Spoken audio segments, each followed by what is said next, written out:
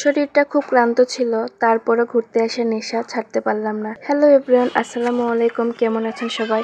আমি আপনাদের তনু আপু ছোট্ট একটা মেলার ভিডিও নিয়ে চলে আসলাম। আর এটাই হচ্ছে বগুড়ার বাণিজ্য মেলার গেট। আমরা মা মেয়ে চলে আসলাম। আমার ছোট বোন টিকিট কাটতে গিয়েছে। এই তো টিকিট কাটা কমপ্লিট, মেলার ভিতরে ঢুকে গেছি। অনেক সুন্দর করে সাজানো হয়েছে চারপাশটা।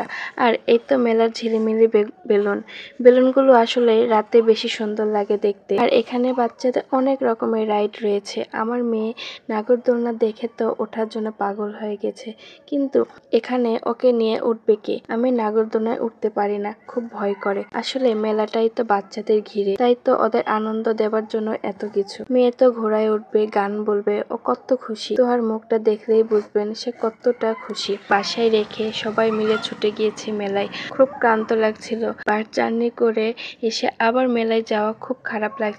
তারপরও তোহাকে একটু আনন্দ দেওয়ার জন্য সবার সাথে চলে গেছে। এখানে যে স্কুটার দেখছেন সেটা কিন্তু লটারির মাধ্যমে দিবে।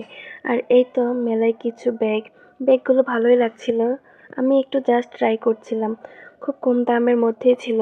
আর এই ছোট ব্যাগগুলো যেগুলো ঢাকায় 150 টাকা করে বিক্রি করে, সেই সেম ব্যাগ মেলায় 200 টাকা করে বলছে।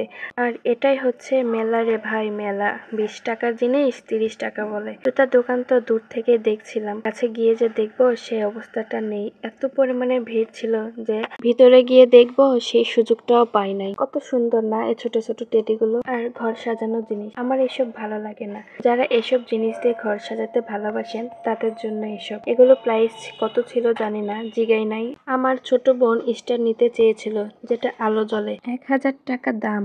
দাম শুনে মানে আমি তো অবাক, মানে বুঝলাম না মেলায় এত পরিমাণে দাম কেন। 99 টাকা যেসব ছিল আগে, সেসব দোকানে এখন 150 টাকার প্রাইস করছে।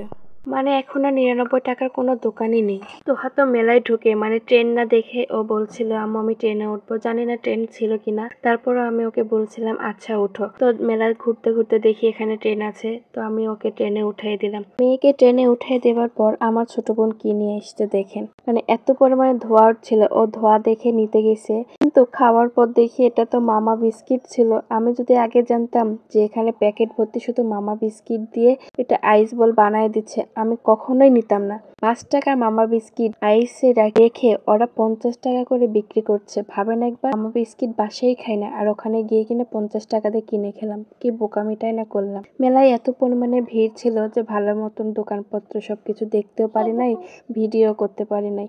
মানে কোনো মতো শুধু দূর থেকে দেখছি, কাছে গিয়ে যে দেখবো সেই রকম কোনো মানে অবস্থাই ছিল না, এত পরিমাণে ভিড় ছিল।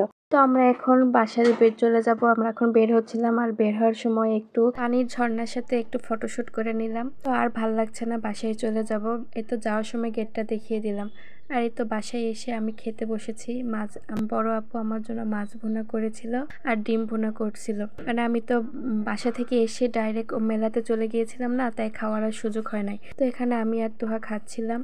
ভিডিওটা আজকে এখানে শেষ করছি। সবাই ভালো থাকবেন। আমার ভিডিওটি দেখার জন্য সবাইকে অনেক অনেক ধন্যবাদ।